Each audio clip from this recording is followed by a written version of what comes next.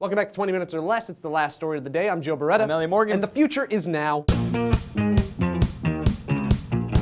All right, you guys, I just watched the live press conference covering the official announcement of Planetary Resources, a new company based in Bellevue, Washington that proposes mining asteroids. Asteroids that pass close to our planet as a way to expand Earth's resource base and add trillions of dollars to the global GDP. And now, I feel like a kid again. I am dreaming again, Elliot. Just when it seemed like space exploration was something of the past, a bunch of billionaires team up together to provide the dreams our government stopped funding. Yay for this moment. Are you excited, Elliot? I think so, definitely. Me too. Space! First of all, here is a short list of some of the major players involved with Planetary Resources. Google's Larry Page and Eric Schmidt, and Charles Simonyi, who is the former chief software architect of Microsoft, and is also someone who has already done that whole space tourist thing. Yeah, he's actually been to space and back. He's been there. Also on board is commercial space businessman Eric Anderson and former NASA Mars mission manager Chris Lewicki. These two spearheaded the press conference. Planetary Resources is basically a bunch of smart rich dudes in the private sector with an insatiable thirst for human achievement and money getting together to have a space party. We weren't invited because we are none of those things. Nope, definitely not. But they did break this program down into 3 crucial steps. Step 1, create and launch the technology in just 24 months. 24 months. They really plan on fast-tracking this thing. Eric Anderson stated, "This company is about creating a space economy beyond the Earth. We are not going to talk about it, we're going to do it." Space! And that first round of technology will be the Arkid 100 series. And that involves step 2, which is prospecting. Once in orbit, the Arkid 100 series will utilize its huge lens and Swiss Army knife-like capabilities to find and analyze asteroids and then communicate that information back to Earth. We've pinpointed about 9,000 near-Earth asteroids, and they believe that's just about 1% of the actual number out there. The prospecting phase will determine which asteroids to travel to based on location, spin rate, materials within,